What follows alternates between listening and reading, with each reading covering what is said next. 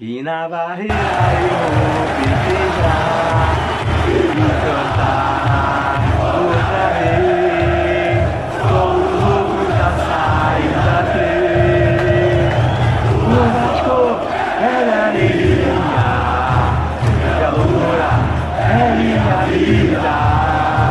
Sua história vamos honrar, pela glória vamos lutar pra sair campeão. Rapaziada, que vitória do Vascão, hein? Poxa, 1 a 0, vitória maiúscula, apesar do placar, né? 1 a 0, mas os 3 pontos foi muito importante e a gente precisava desse resultado porque a rodada não foi boa pra gente, né? Porque os times que estão ali brigando na parte de baixo da tabela também conseguiram a vitória, né? O Bahia, o Goiás, o Cuiabá. Então era fundamental, independente ontem se seria 1 a 0, 2 a 1, qualquer resultado que fosse a vitória pro Vasco seria importante. Por quê? Porque, como eu falei, já, os outros times ganharam. Então, a gente também, na hora que a gente, torcedor, a gente tem que secar, né? A gente tem que secar. Só que o Vasco tem que fazer a parte dele, entendeu? Em casa, a gente tem que fazer a nossa parte. A gente tem que ir lá ganhar os jogos, em casa. Domingo tem um clássico agora muito importante, que é o contra o Flamengo, dia de guerra. Todo mundo sabe como é que é, entendeu? Eu acredito que os jogadores vão motivados para esse jogo, né? Confiantes, né? Vamos ter também a volta aí do Paulinho, a volta do Medel. E assim, cara, falar do jogo, mano, que jogou, o cara que mais me encantou foi Maicon. Good off zaga. Puta que pariu, o cara jogou muito, velho. Eu critiquei muito, a gente critica muito, né? Criticamos até com certa razão, porque Maicon quando chegou tava mal no Santos, entendeu?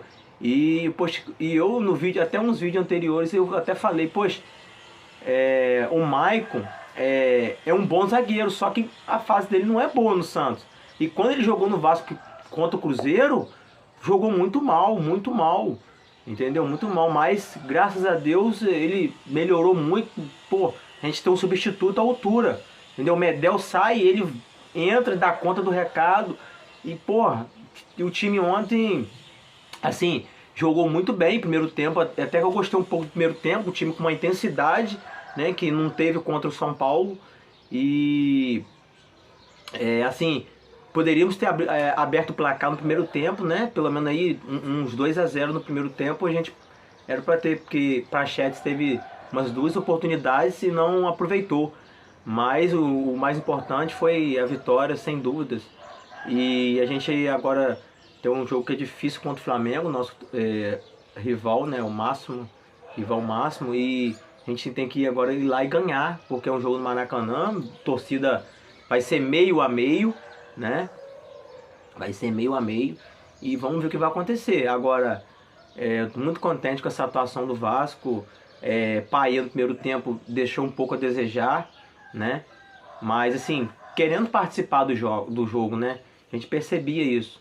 E também ele jogando na ponta, ele já não é aquele cara mais veloz, aquela velocidade que ele tinha antigamente, porque pela idade que ele tem, não é a favor dele. Hoje ele tem que jogar de meio campo, entendeu? Você vê como ele fez a jogada do gol, que ele estava por onde? Ele estava por dentro, jogando no meio de campo. Recebeu a bola de Praxedes, cortou, bateu no gol e fez o gol. É ali que ele tem que jogar, entendeu? O treinador tem que perceber isso. Estava nítido que na beirada lá na ponta ele não estava conseguindo render. Então foi assim um ponto importante pra gente, ele pelo meio de campo. O treinador agora já deve saber como usar ele ali, entendeu? Mas graças a Deus o time conseguiu ganhar, né? E vamos ver o que vai acontecer agora pro próximo jogo, porque o time foi muito bem no primeiro tempo. Eu achei esse time bem jogando, buscando fazer o gol, entendeu? Às vezes um pouco afoito, mas aquela coisa, né? Energia da torcida, da arquibancada. Torcida também, não tem nem o que dizer dessa torcida. Essa torcida, fala pra vocês, muito foda. Cantou do início ao fim.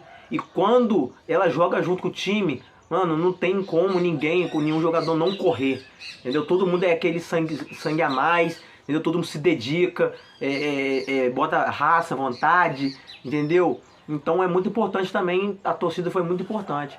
E lembrando que o Santos ainda joga na rodada, né? O Santos tem um jogo a menos, vai jogar contra o Bragantino. O jogo vai ser lá na Vila Belmiro, né? O Santos joga em casa. A gente hoje vai estar aí, vamos secar o Santos. Vamos secar o Santos. O Santos também vem de 3 vitórias consecutivas, né? Embalado no campeonato. Vai pegar um time que é muito chato, que é o Bragantino. O time do Santos aí achou um rumo, tá jogando bem no campeonato. Mas assim, dali de parte de baixo da tabela, pra mim, na minha opinião, sem clubismo, tá? O Vasco é o que tá jogando mais futebol. Entre todos eles ali, tá? O time tá muito organizado, tá criando, tá tendo oportunidade, entendeu? Então a gente tem tudo pra sair dessa situação. Foi o que eu falei, a gente já chegou nos 30 pontos. Agora é mais 15, entendeu? É mais 15 pontos. Se continuar nessa pegada, nessa média aí, a gente tem tudo para sair da parte de baixo da tabela tranquilamente. Porque a média nossa é muito boa, entendeu? Mais uma coisa, ó, em 6 jogos, em casa o Vasco ganhou 5, empatou 1, né? São 88% de aproveitamento. Fez 12 gols e sofreu 3. Na verdade, são 4 jogos sem sofrer gol. Ou seja, poxa, isso mostra a evolução do time.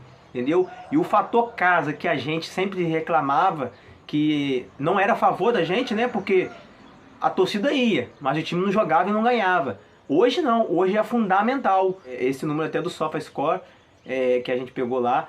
E para vocês verem como a evolução do time, como o Ramon diz, acertou bem o time, a equipe. O time está jogando futebol, a gente está competindo, está lutando até o final. E não vai ser diferente até o final do campeonato. É assim que a gente espera e quer.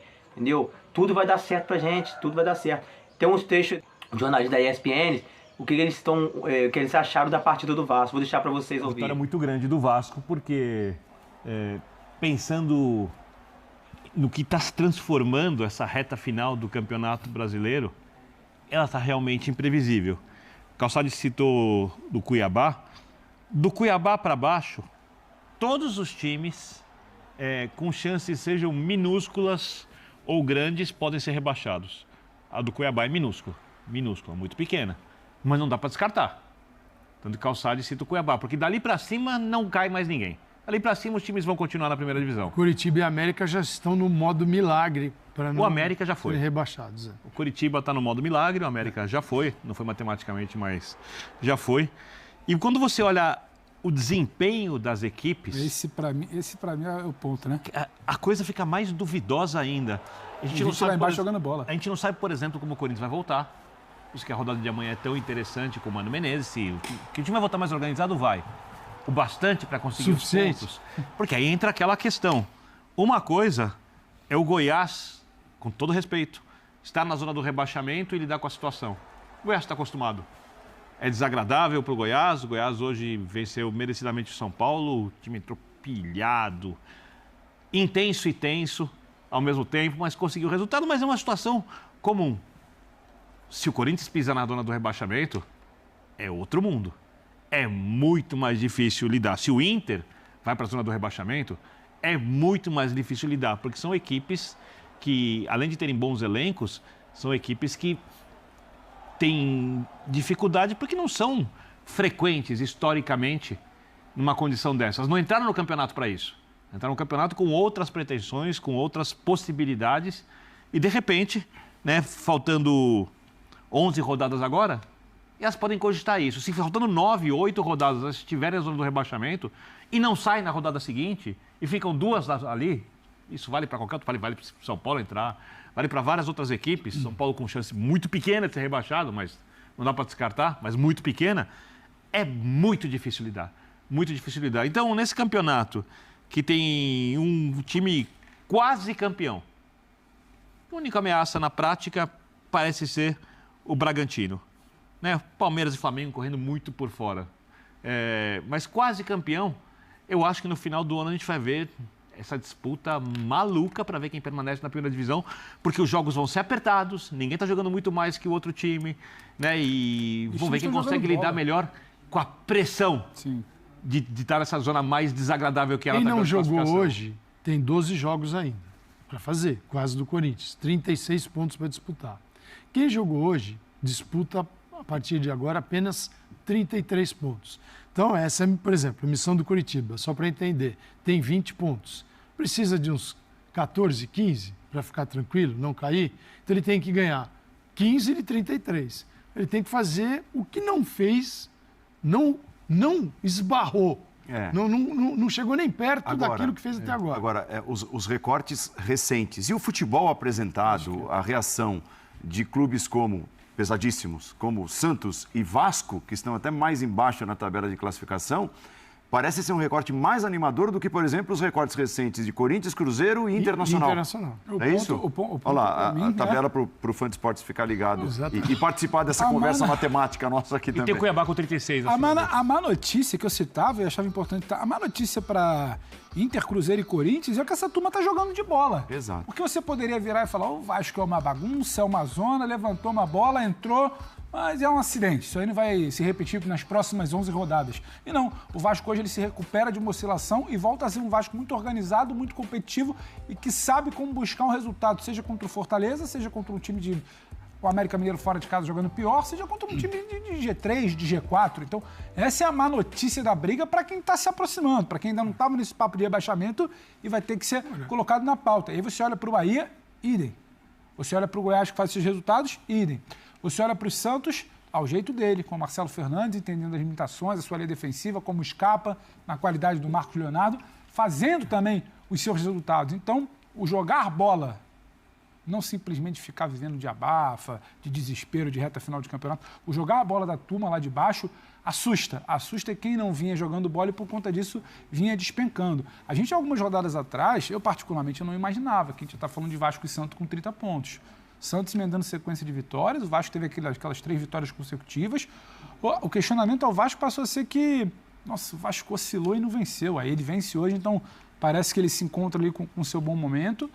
Então isso é preocupante. Por isso que a briga que o Birner cita lá da reta final de campeonato, que eu acho que o Botafogo vai resolver a coisa assim ali com talvez 2, 3 ou 4 rodadas de antecedência, a gente vai olhar muito lá para baixo pelo peso de quem está lá embaixo. O Calçade falou. Você vai estar falando, sim, de Santos, de Vasco, de Bahia, de Corinthians, talvez, de Cruzeiro. Porque é muito difícil você imaginar que o Cuiabá, com 36, rendendo como está rendendo ao longo do campeonato, não é uma coisa de agora, vai vir para esse papo para salvar um grande, não vai. Para vocês verem como está bem disputado a parte de baixo da tabela. Ninguém escapou ainda não. Tá todo mundo no bolo, é Vasco, é Santos... É Cruzeiro, Corinthians, Internacional, Cuiabá, não tem ninguém não escapando não, mas foi como eu falei, os times hoje, o Santos e o Vasco, estão surpreendendo todo mundo, porque estão jogando futebol, não estão deixando se abalar porque tava na zona ou ali, né, perto. Então, a gente tá jogando futebol, então os times já estão preocupados, entendeu? E os times que estão ali, com toda sinceridade, não estão jogando futebol mais do que o Vasco e o Santos, não. Nem o Corinthians, nem o Cruzeiro, nem o Cuiabá, entendeu? Talvez o Inter também, não tá isso tudo. Só que o Inter tem mais time. E para finalizar o vídeo, para mim o cara da partida, apesar de eu ter gostado do Maicon jogando, né, que foi muito bem hoje, para mim o craque da partida foi Payet, o camisa 10. Por quê? A gente precisava dele, hoje ele apareceu, resolveu, né, pra gente, fez o gol e deu a vitória, deu classificação. Para mim, o brabo da partida foi ele, tá? Vou deixar aí o gol dele aí para vocês aí. Se inscrevam no canal, ativa o sininho, quem puder aí também compartilhar, dá uma moral aí. Muito obrigado a todos aí. Instante sendo reverenciado aqui na arquibancada de São Januário, o torcedor exalta a história do Vasco, que vem para ataque para Chedes, levanta a cabeça, não solta, agora sim pro Payet, tá na meia lua com a canhota, bateu!